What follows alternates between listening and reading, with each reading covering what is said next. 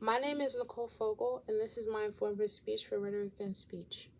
Have you ever heard of a city where there are 700,000 people who pay some of the highest taxes in the United States but have no one to represent them on a national level? They have absolutely no say in which laws get passed, and any umbrella law that they come up with for themselves can be thrown out by people who don't even live in the same city as them. Well, that city is Washington, D.C., our nation's capital. The people of Washington, D.C. are being ignored by the Constitution, which gives the right to everyone else except for the people in Washington, D.C.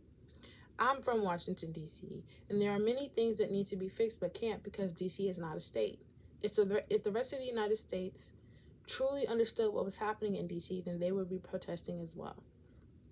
According to an article that was written by the American Civil Liberties Union, Washington, D.C. is the only national capital in the democratic world where citizens do not have equal voting and representation rights, which means that what happens to the people in Washington, D.C. does not occur in the rest of the world, and it is understood that not giving everyone a say in democracy is wrong.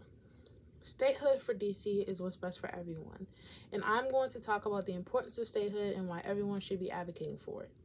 D.C. has become a beacon of hope for many people in the United States. Washington, D.C. was a very forward-moving city with the passing of laws before the rest of the country. For example, interracial and same-sex marriage was legal in D.C. before their landmark Supreme Court cases.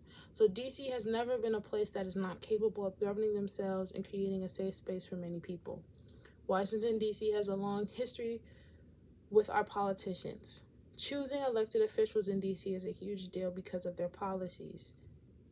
Because their policies have a longer lasting effect than other elected officials in other cities. An example of this would be the Marion Barry Summer Youth Program that was started over 40 years ago, and it is still in effect to this day. It was created to teach young people about money and also keep them safe in the summer. According to an article that was written from the Washington Post, the jobs program that is now in its 44th year started in 1979 during the first of Barry's 4 terms of mayor. This fact shows that the politicians that are elected by the people of D.C. are more than able to make good decisions for their city, and the input that is given by Congress is not needed. In order for any type of law that needs to be passed in D.C., Congress has to approve of it first. And anything that they do not like, they can change.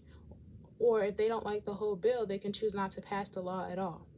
The tragedy that is currently happening in Washington, D.C. should be something that people are aware of all over the country, because the fact that so many people's civil liberties can be ignored sets a precedent that anyone's civil liberties can be ignored and taken away with no real explanation as to why. As Americans, we hold our rights and freedoms in very high esteem. And if they fully understood what happens to the people in the nation's capital, then they would protest and demand that these things be corrected.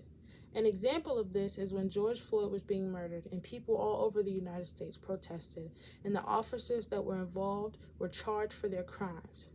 If the American people can understand the extent of what is happening in D.C., then they can influence their elected officials to change the laws and let Washington, D.C. become the 51st state. Being aware of the injustices of other people and speaking up for them makes the world a better place for the people who are in the next generation. Thank you.